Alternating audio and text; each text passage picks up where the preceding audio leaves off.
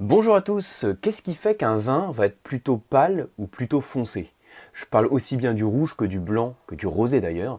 Vous savez, quand vous comparez la robe du vin, il y a certains vins pour lesquels on voit carrément ses doigts à travers, que ce soit du rouge ou du blanc d'ailleurs, et d'autres pour lesquels c'est plus dur de voir ses doigts, où la robe est plus soutenue. Ici, je ne parle pas de couleur, mais bien d'intensité colorante. J'avais parlé à une autre occasion, dans une autre vidéo, de la notion de couleur. Là maintenant, je voudrais insister sur l'intensité colorante. Alors, regardez, on va comparer ensemble deux verres de vin. Alors, même comme ça à la caméra, on voit peut-être pas grand-chose, mais je pense quand même que vous vous rendez compte, je vais le pencher un peu. Regardez, donc là, le vin que je vous montre, et l'autre vin. Vous voyez la différence? Donc, ce premier vin, on voit rien du tout à travers, en gros, enfin, pratiquement pas, hein. J'ai beau le pencher, on a du mal à voir. Tandis que celui-là, on voit beaucoup plus. Donc, ça veut dire que celui-là est plus pâle et celui-là est plus foncé. Jusque-là, tout va bien. Donc, on va commencer par le vin rouge. Ensuite, on verra quels sont les facteurs qui font qu'un vin blanc va être plus foncé qu'un autre. Et ensuite, on va parler du rosé. Et tout ça en quelques minutes. Donc, on va essayer d'être le plus rapide possible, en tout cas le plus efficace. En termes de vin rouge, regardez, ça va être assez simple. Ce qu'il faut avoir en tête, c'est que ce qui contribue à la couleur du vin rouge, vous le savez, ce sont les pigments colorants qui sont apportés par la peau du raisin. C'est-à-dire que quand je fabrique un vin rouge, quand je vinifie un vin rouge, j'ai la peau du raisin rouge qui est en contact avec le jus pendant la macération, et ça extrait de la couleur. Donc, d'après vous, qu'est-ce qui fait que je peux avoir une différence d'intensité colorante entre ces deux vins? Alors, il va y avoir plusieurs facteurs, hein, mais déjà le premier facteur qui va jouer, c'est le raisin.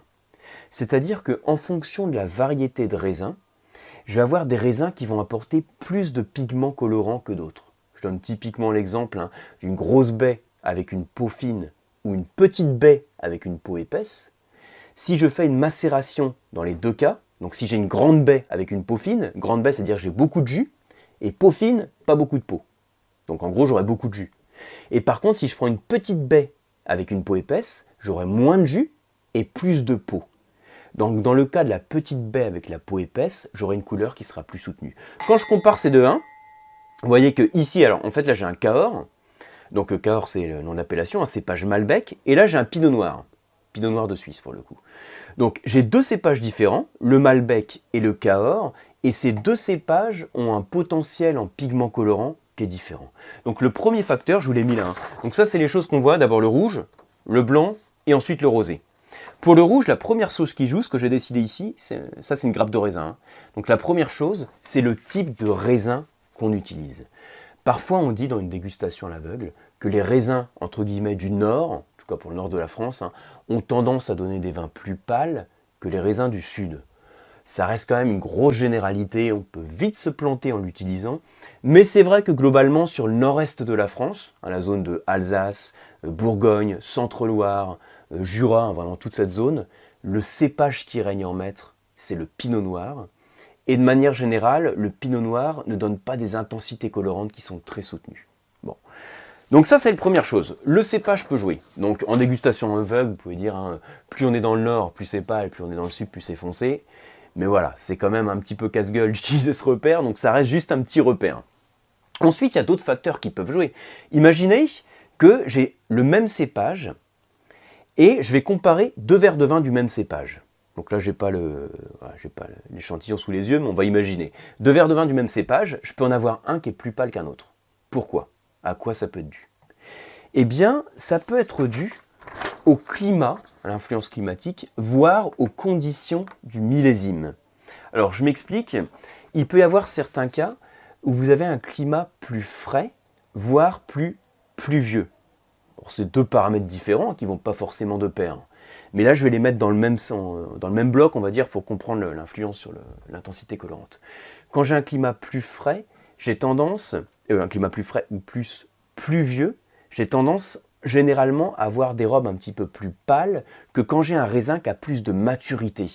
Quand il a plus de maturité, il a aussi en général plus de maturité phénolique, donc il est plus en mesure de donner plus de couleurs. Alors, une petite parenthèse peut-être un peu plus technique, on peut aussi avoir plus de couleurs quand on a un delta de température entre le jour et la nuit qui est important. Des journées chaudes et des nuits fraîches permettent de ralentir la maturité du raisin, donc la maturité technologique, hein, la montée de sucre on va dire, et ça permet donc d'avoir des bonnes maturités phénoliques. Donc pour faire simple, dans le cas d'une petite vidéo comme ça, quand il fait plus frais la nuit, ça permet de développer plus de pigments colorants et d'avoir plus d'intensité colorante. C'est ce qu'on appelle l'IFN, comme l'indice de fraîcheur des nuits.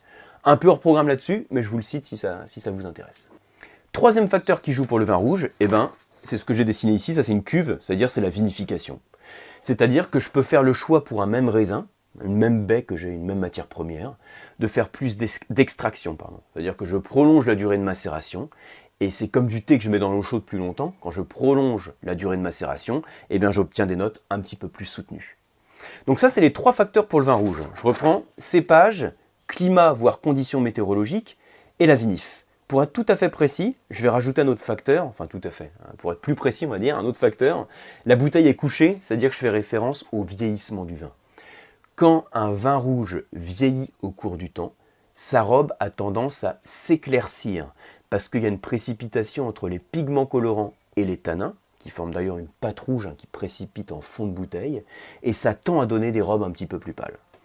Donc voilà le topo pour le rouge. Cépage, climat, vinif, donc conditions d'extraction principalement, et vieillissement. Donc voilà les repères à avoir en tête en ce qui concerne l'intensité colorante d'un vin rouge.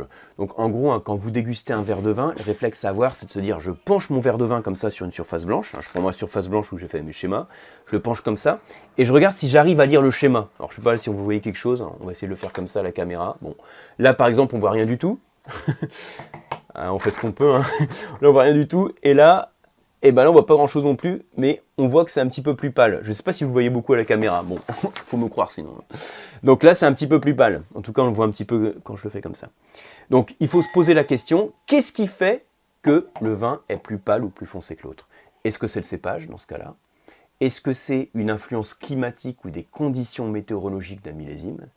Est-ce que c'est des conditions de vinification avec plus ou moins d'extraction? Ou éventuellement un vieillissement du vin? Merci pour votre attention et je vous proposerai en fait sur d'autres vidéos pour passer un petit peu plus de temps dessus, la même interprétation de l'intensité colorante mais dans le cas du blanc et dans le cas du rosé. Merci beaucoup pour votre attention et comme toujours, si vous voulez aller plus loin, vous pouvez suivre mes formations sur le site lecoam.eu ou me retrouver sur le site des masterclass de la dégustation. À très bientôt.